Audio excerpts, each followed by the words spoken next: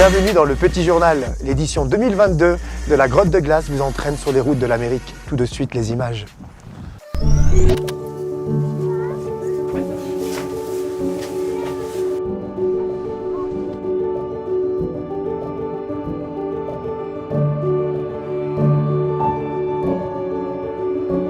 National de sculpture à Valois.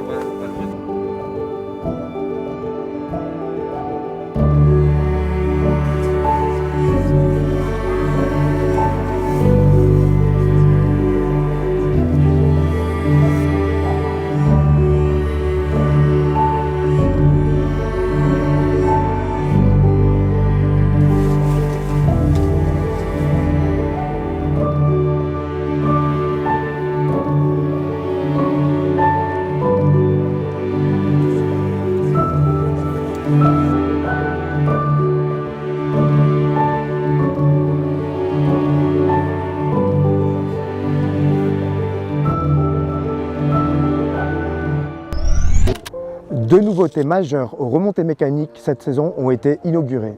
Le télésiège du Chalvet et le télémix de Marmotte 1.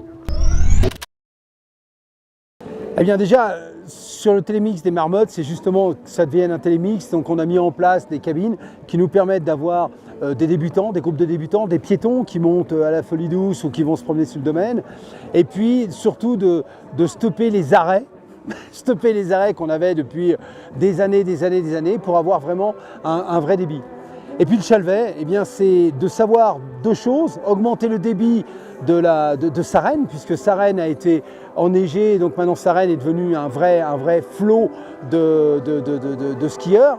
Et la deuxième chose, c'est aussi d'avoir de doubler nos remontées vers l'Alpe d'Huez au cas où l'Alpe Express est un problème ou si le Chalvet a un problème, que l'Alpe Express puisse compenser. Donc on a vraiment doublé en termes de sécurité aussi le produit.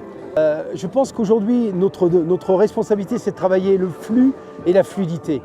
La fluidité, c'est comment j'extrais tous les clients qui viennent pour pas qu'il y ait de file d'attente en pied de station et autres. Donc ça, c'est la première chose. Et la deuxième chose, c'est le flux.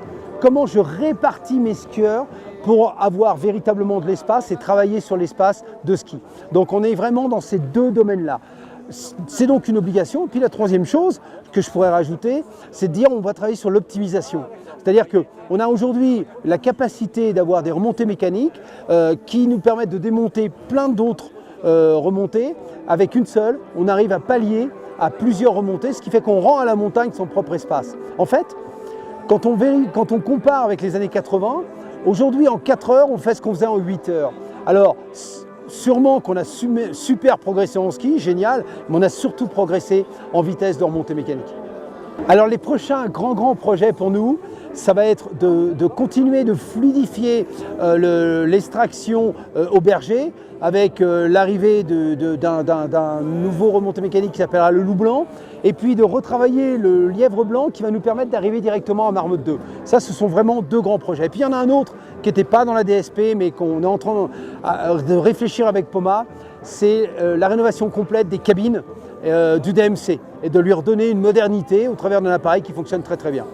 Et en décembre l'année prochaine, la liaison entre Paganon et Huez sera réalisée et d'ici 2 ans, peut-être 3 maximum, la liaison entre Bourdoisan et Huez sera aussi réalisée. Donc en fait, on aura une chaîne complète qui nous amènera directement au cœur de l'Alpe d'Huez.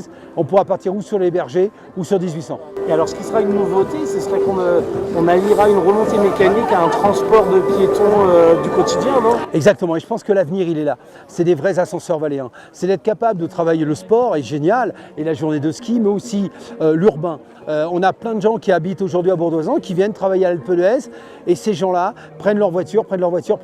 On a 500 voitures qui montent par jour. L'idée, c'est comment on stoppe ces 500 voitures et que les gens puissent prendre un remontée mécanique qui, en 17 minutes, les amèneront directement au cœur de leur travail. Donc c'est bien la liaison des deux. Je vous souhaite à tous un agréable séjour et à très bientôt dans un autre Petit Journal.